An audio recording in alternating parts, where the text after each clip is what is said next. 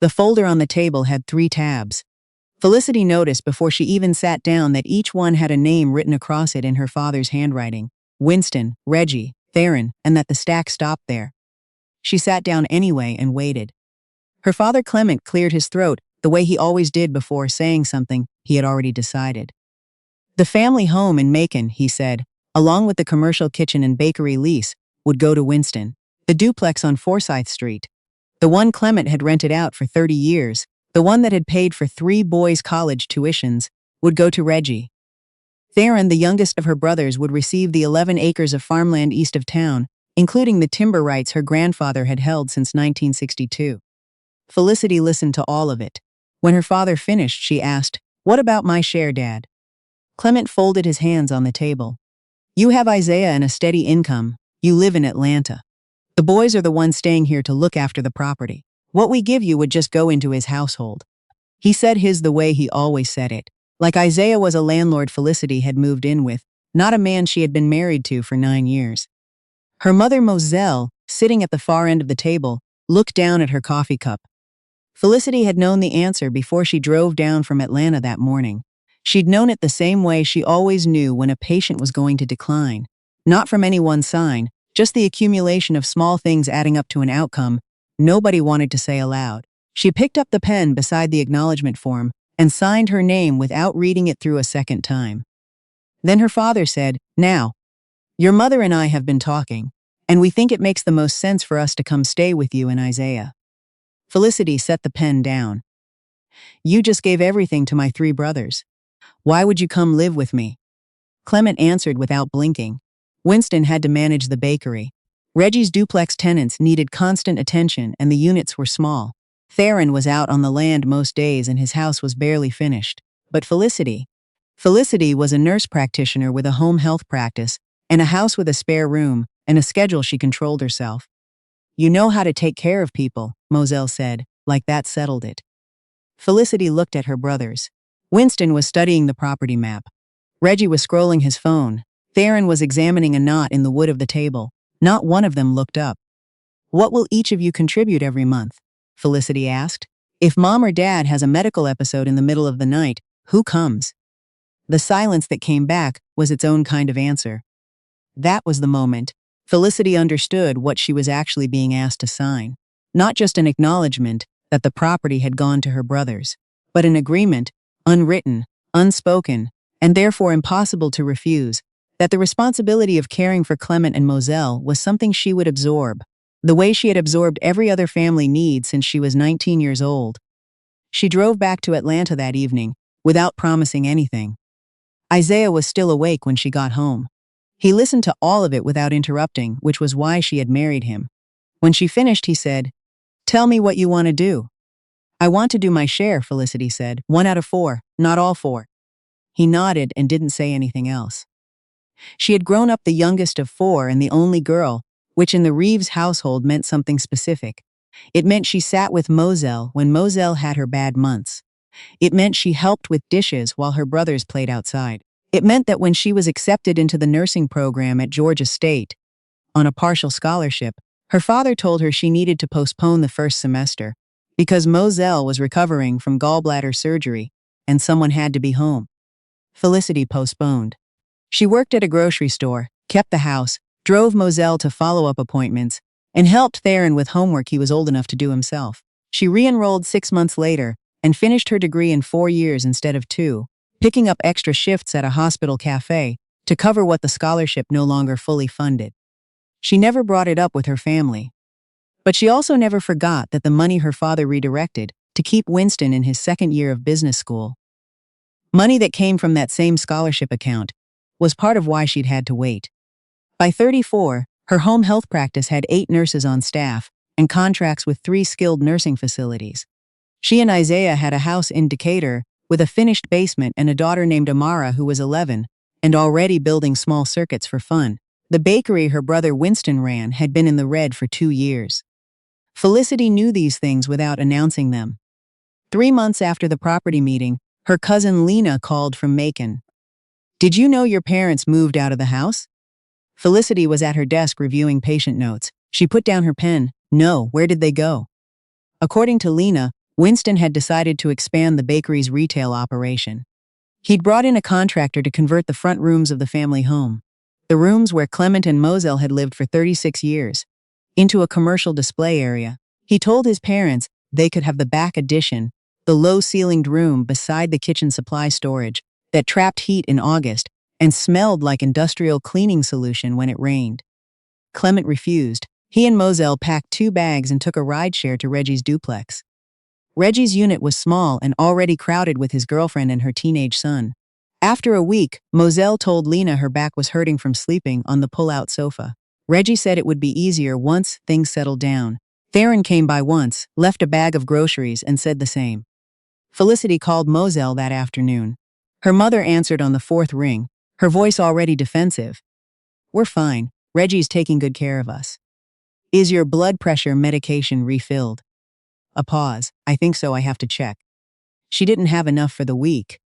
Felicity called the pharmacy in Macon and paid for the refill directly.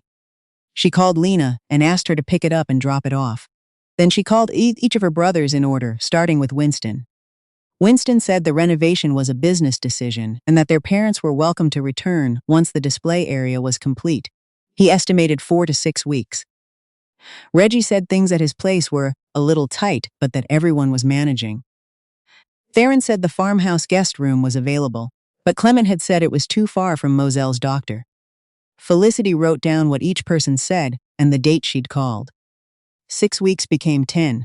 Clement and Moselle were still at Reggie's when Moselle called Felicity at 6:40 on a Tuesday morning. "My chest feels strange." Felicity was already dressed for a patient visit. She asked Moselle to describe the feeling, asked whether she had taken her morning medication, asked whether Clement was awake. Then she told her to call 911 and said she was driving down immediately. She called Isaiah from the car. "Can you handle Amara's pickup today?" "Already on it," he said, and she heard him moving before she'd even finished the sentence. Moselle had not had a heart attack. The ER doctor said it was unstable angina, brought on partly by elevated blood pressure that had likely been undertreated for several weeks.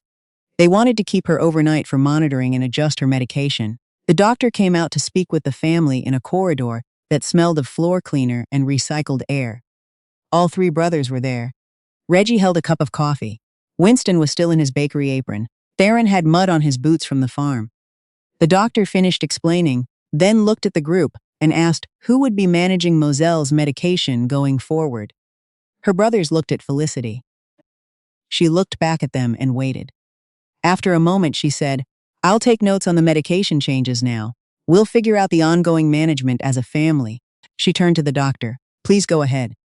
She wrote everything down. She was the only one who did. In the waiting room, Felicity took 4 printed sheets from her folder. She had printed them at the office before leaving Atlanta that morning because she had known, the way she always knew, that something like this would come. "What is this?" Winston asked. "A care schedule. Mom is going to need consistent medication management, follow-up appointments, and someone who knows her history present at each doctor visit. I've divided it into shifts." Reggie let out a short laugh. "You brought a spreadsheet to the hospital." Mom's blood pressure was running high for weeks. She was sleeping on a pull-out sofa. Someone should have been tracking this. "We've all been busy." Theron folded his arms. "So am I. I drove 2 hours this morning. I'm here." Felicity uncapped her pen. "I need each of you to pick 2 shifts per week, appointments, evening medication checks, and 1 overnight on rotation. Financial contributions will be split 4 ways. If you don't contribute money, you contribute time." Clement, who had been sitting against the far wall without speaking since Felicity arrived, looked up at his youngest child. "You want us to sign papers to take care of our own mother?" "When you divided the property," Felicity said quietly, "you wrote down every boundary line and every lease clause. Every piece of what each person received was documented in detail. All I'm asking is that what each person is responsible for gets the same treatment." The waiting room was quiet. A PA system called a name somewhere down the corridor. Winston took the pen. He chose Tuesday evenings and Saturday mornings. Reggie, after a visible hesitation, took Thursdays and Sunday afternoons. Theron took Mondays and asked whether he could sometimes send his wife. Felicity told him he could, but the shift still counted as his, and if his wife couldn't make it, he needed to find a replacement himself. Clement watched all of it. He didn't sign anything. But he didn't leave either. Moselle came home, not to the family house, still mid-renovation, and not to Reggie's pull-out sofa. Felicity had spent the previous evening on the phone with a property manager in Macon and found a ground-floor rental unit 6 blocks from the community health center. Single bedroom, wide doorways, textured tile in the bathroom, no high steps. She had already paid her quarter of the deposit and listed the remaining 3 portions as separate line items for Winston, Reggie, and Theron. Isaiah drove down with Amara on Saturday to help move them in. Amara carried boxes without being asked and spent 20 minutes trying to make Moselle laugh by explaining why certain ants farm aphids like livestock. "She's something else," Moselle said, watching Amara rearrange the bathroom shelf in the configuration she decided made the most sense. "She is," Felicity agreed. The schedule on the kitchen wall listed medication times, names and dosages, and warning signs in red for each condition. Felicity taped it at eye level, not too high, with Clement's eyesight in mind. The first 2 months were uneven but functional. Winston paid his share of the rent on time but arrived late to 3 of his scheduled visits. Reggie attended consistently, but called once to ask if Felicity could cover his Thursday. She told him to call Theron. Theron sent his wife twice without posting a notice to the group chat. Felicity sent one message. "Substitutions need to be posted in advance. Unannounced changes don't count towards your scheduled shift." Theron sent a thumbs up. Then he started showing up himself. Clement was the one who surprised her. Within the first month, he had learned Moselle's medication schedule without being reminded. He started writing down what doctors said at appointments. He called Felicity once, unprompted, to ask whether an antihistamine was safe to combine with one of Moselle's prescriptions. She told him yes and sent him a list of reliable medical reference sites for future questions. "You trust those things?" he asked. "The ones from medical institutions, yes. I'll mark which ones."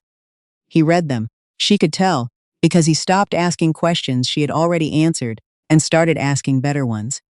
On an afternoon visit, Felicity found Moselle reaching for the nightstand drawer without quite being able to get there.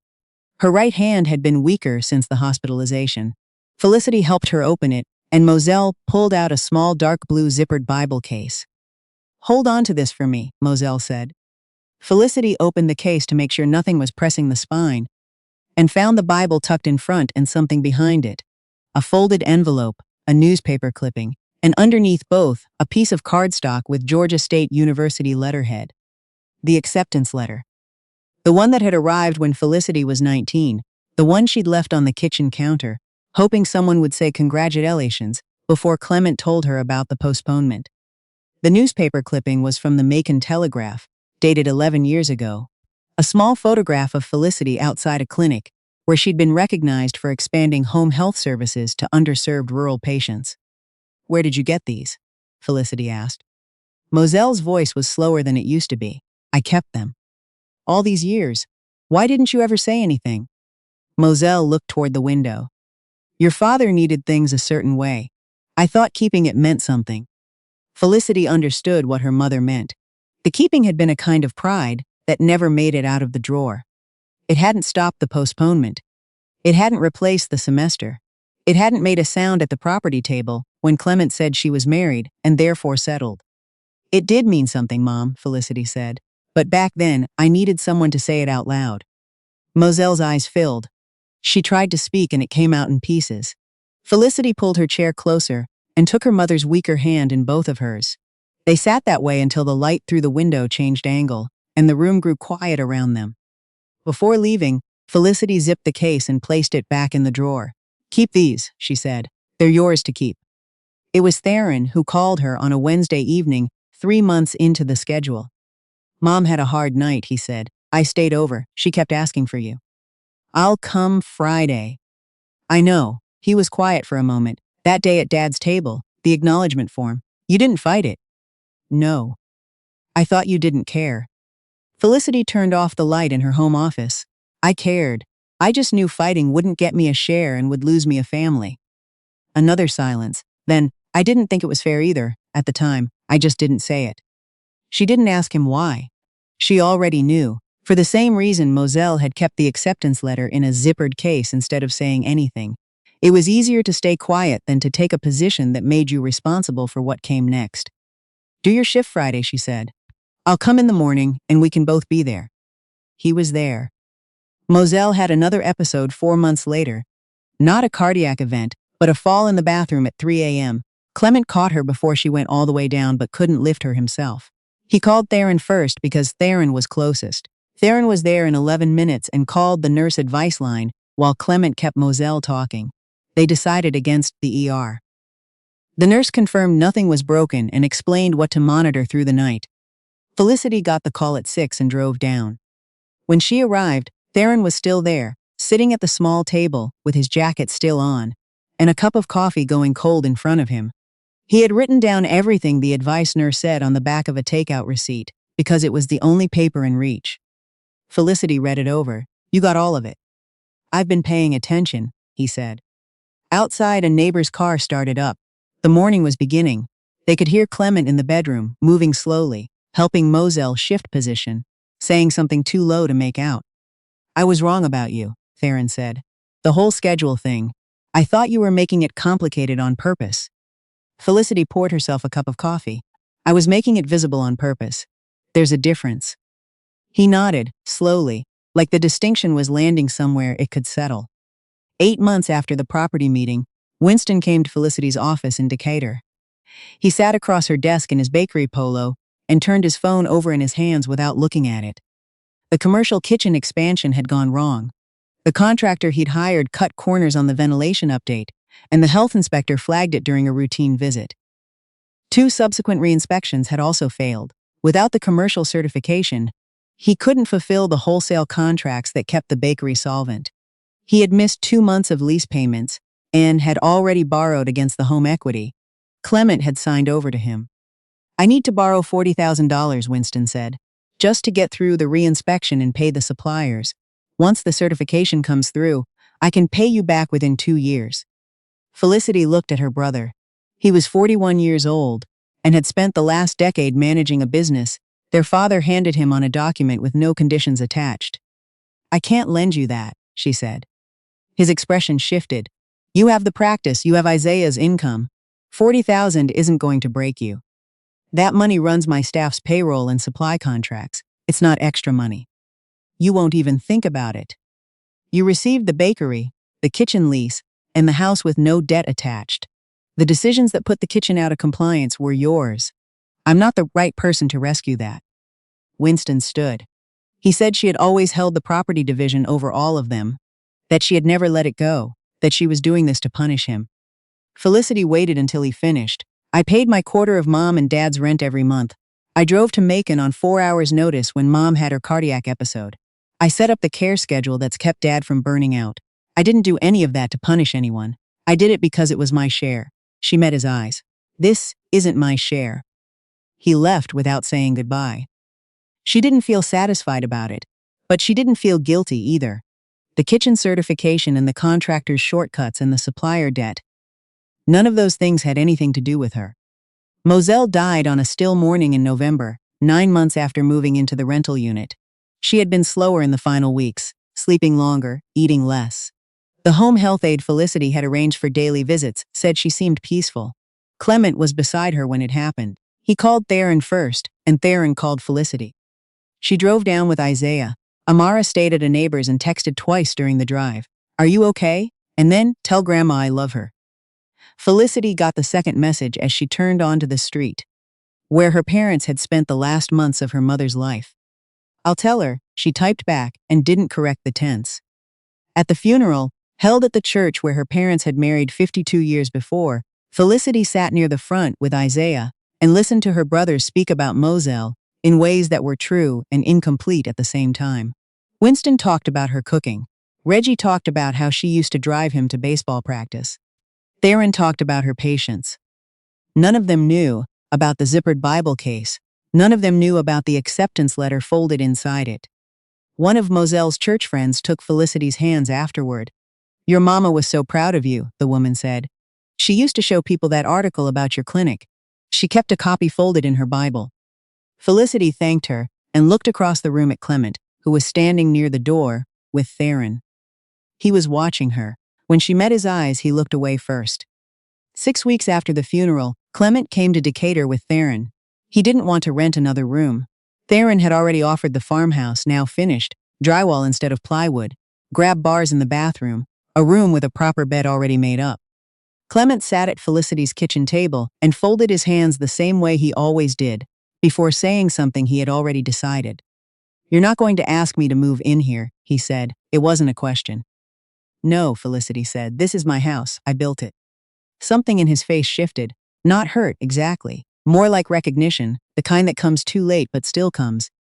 "I know that," he said. And for the first time, he said it like he meant it as a fact about her, not a complaint about himself. The care arrangements held. 4 shares, documented, payments going directly to the pharmacy and the doctor's office. Theron provided housing. The others covered costs. Felicity drove down twice a month and managed the medical coordination because she was the one who understood it best and had agreed to that share specifically, not because she was the daughter, but because it was what she was capable of and what she had offered to do. Amara's science fair project placed second at the county level that spring. She came home holding the certificate and the small trophy like they might break. "Where do you want to put them?" Felicity asked. "My room, maybe. Or out here." Felicity gestured toward the entryway wall, where the morning light came through the long window. "Somewhere people can actually see them." Amara looked at the wall. "That feels like showing off." It feels like knowing what you earned," Felicity said. Amara stood in the entryway for a long moment. "Okay, the entryway." When Clement visited the following weekend, Theron dropped him off on the way to a supply run. He walked through the front door and stopped. The certificate was eye level, centered in the morning light, Amara's name printed clearly under the project title. He stood there for a while. "When did she do this?" he asked. "County fair, last month." Clement nodded once. He reached out and straightened the frame, which hadn't needed straightening. He looked at his granddaughter's name for another moment, before he moved on into the kitchen. Felicity watched him from the hallway and said nothing. Later, after dinner, he found her in the kitchen while Isaiah and Amara were in the living room. He stood at the counter like he was going to say something and was working out how to start. Then he said, "I should have let you go in the fall." She knew he meant the semester. She had never brought it up with him directly, not once in 15 years. "Yeah," she said, "you should have." He pressed his lips together. He didn't apologize for everything after that, for the 3 folders with no 4th one, for the acknowledgment form, for 36 years of calling her settled. He couldn't unsay any of it, and he probably didn't have the language for all of it anyway. But he had said the thing he'd said, and he'd said it in her kitchen, and that was more than she had expected from him. "She kept the letter," Felicity said. "Mom did, all those years." Clement looked at his hands. "I know she did." They stood in the kitchen without talking for a while. Outside, Amara was explaining something to Isaiah at full volume, and Isaiah was laughing. Felicity dried her hands and went back out to her family. She had not gotten the property. She had not gotten an apology that covered everything it should have covered. She had not gotten the semester back, or the scholarship money, or the years she had spent making up for a decision that had never been hers to make. What she had gotten was the right to decide how much she would carry and when she would put it down. The right to say, "This is my house," and have it mean something real. The right to hang her daughter's certificate in the brightest place, in the entryway, where no one who walked through that door could pretend not to see it. In her mother's generation, a daughter's accomplishment had been kept folded in a zippered case, taken out in private, put away before anyone could question whether it belonged to her. In Amara's generation, it hung on the wall where the morning came in. That was the thing Felicity had decided was hers to change, and she had changed it,